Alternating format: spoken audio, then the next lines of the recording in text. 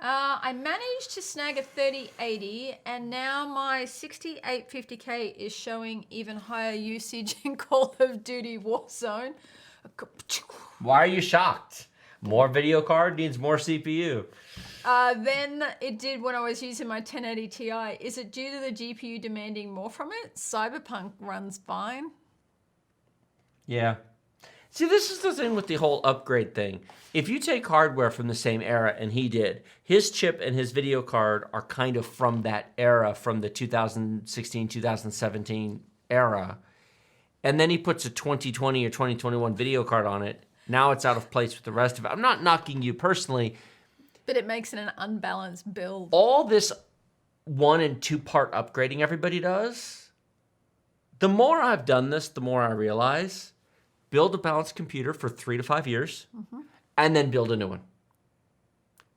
Changing 1 and 2 parts. You say Cyberpunk runs fine? What does he have? He has a 68. So he has a 6-core chip. Try an 8-core chip. You might not say it's running fine. 6 cores is great. His FPS is fine, but he's getting microstutters that would clean up. Even going to 10 cores, it cleans up. Cyberpunk will use 12 cores. It'll use a Ryzen 9. It loves cores. It does. It will run fine on 6, but it will use more cores to run better. To run better. Not faster, better. Yes, that's normal, because what's happening is your frame rate's going higher, and so your CPU demand has gone up. With enough graphics card, Call of Duty Warzone will absolutely, completely saturate a 6-core 12-thread chip. Like, overwhelm it.